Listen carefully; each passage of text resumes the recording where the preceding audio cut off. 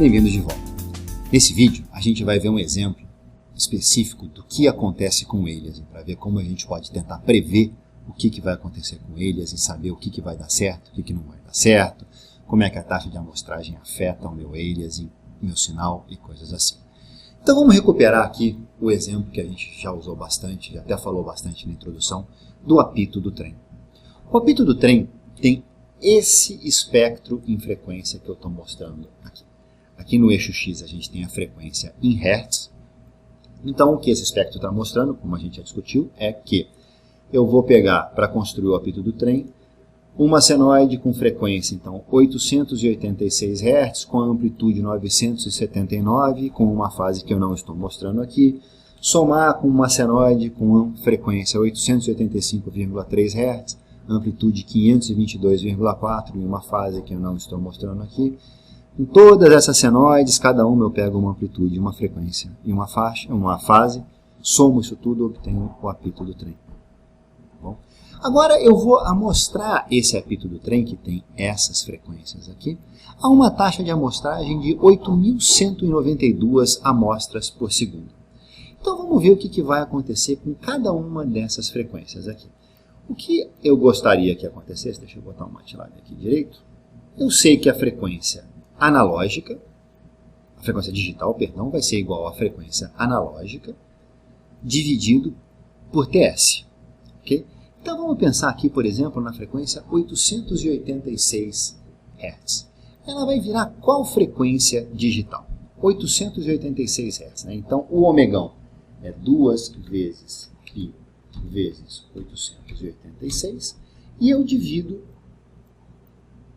multiplico, né? Porque a omegão é radianos por segundo, eu tenho que multiplicar por segundos para obter radiano. Então eu multiplico pelo TS. O TS a gente sabe que é 1 sobre Fs.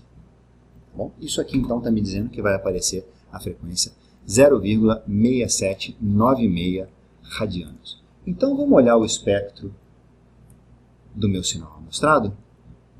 Ele está aqui. Vamos ver se tem alguém na frequência, então, quanto que era? Era 68, 0,68. Vamos ver se aparece alguém na 0,68. Quem que é esse cara aqui? 0,6796. Então, de fato, aquela frequência apareceu no espectro do meu sinal digital. E se vocês fizessem isso para todas as frequências aqui do meu sinal analógico, você vai ver que esse pico aqui, 704, de fato ele corresponde a essa frequência aqui, 0,54 radianos.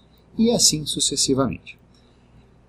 Essa não é a questão que eu gostaria de colocar agora. A questão que eu gostaria de colocar agora é o seguinte: o que aconteceria se eu tivesse amostrado esse espectro, não com a frequência 8.192 amostras por segundo, mas uma frequência 8.192 dividido por 5. Eu vou criar uma nova frequência de amostragem, Fs1 é igual a Fs dividido por 5.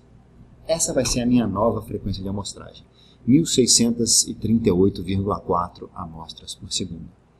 Primeiro, vocês poderiam se perguntar por que eu estou amostrando a 8.192 amostras por segundo. E essa, de fato, é talvez a pergunta mais importante que a gente deveria se fazer nesse curso. E a gente já começa a ter uma noção do que acontece. A maior frequência digital que existe é π, correto?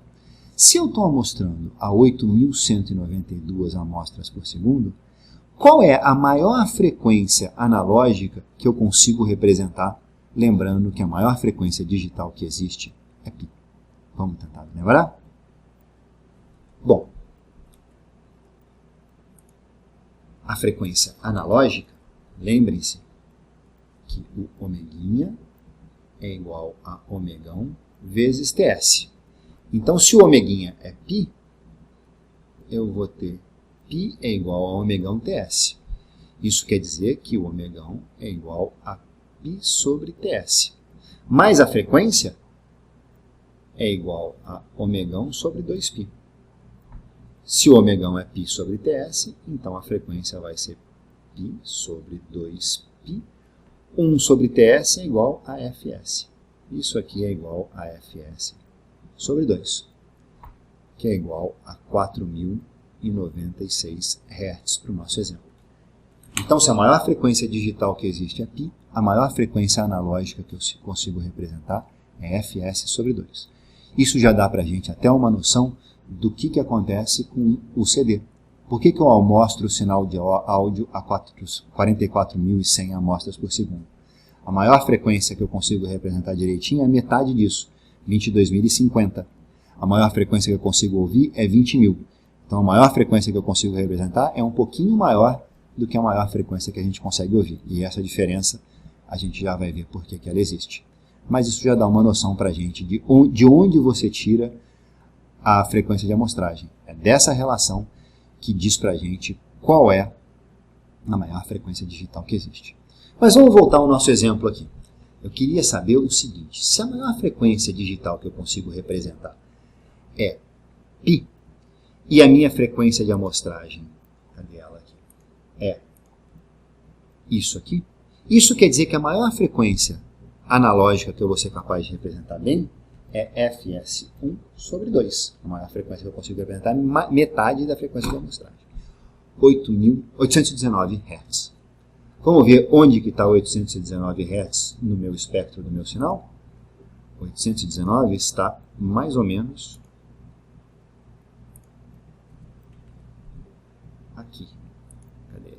Um pouquinho para trás daqui. Isso quer dizer o seguinte: isso quer dizer que essa frequência eu consigo representar bem. As outras vão acontecer alguma coisa esquisita. Bom, então a gente sabe que as frequências até 800 e pouco vão ser bem pegas, com as outras vai ter problema de aliasing. Vamos ver, por exemplo, onde vai parar essa frequência 3511. Será que você consegue descobrir sozinho onde ela vai para onde ela vai? Tenta resolver o exercício, então já já a gente volta. Bom, o que acontece com essa frequência é o seguinte: 3511, lembra desse valor? Vamos aqui para o MATLAB. Ela viraria, teoricamente, 2π vezes 3511 sobre a nova frequência de amostragem, certo? Dá 13,46. Isso é muito mais do que π, muito mais do que 2π. Lembra que a gente está interessado só nas frequências digitais entre 0 e π. Essas são as frequências que realmente vão aparecer no sinal, que realmente vão influenciar o sinal. Isso aqui é muito acima de π.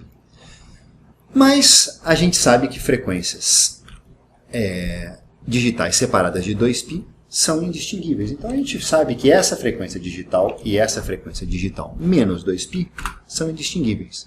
Então se eu subtrair 2π desse cara, eu vou chegar em 7,18, que é a mesma coisa para todos os efeitos, mas ela continua sendo acima de π. Vamos tentar subtrair 2π de novo? A gente subtrai 4π então daquela frequência e a gente cai em 0,89. Agora eu estou onde eu queria. Eu estou no intervalo de 0 a π, que é o intervalo das frequências que me interessam. Estou em 0,89. Vamos ver se no espectro do sinal apareceu alguém em 0,89. E de fato, se vocês olharem, deixa eu tirar o mouse daqui para ele não parar de esconder, tem um pequeno pico aqui, justamente por volta de 0,89. Bom, então aquela frequência de, quanto que era? 3.511 Hz vai aparecer para mim por aliasing como uma frequência que está aqui embaixo. Porque olha o que acontece. A frequência 0,8981, isso está em radianos. Então eu preciso transformar para ver a qual frequência analógica ela corresponde. Eu preciso transformar isso para radianos por segundo. Então eu pego esse valor, 0,8981.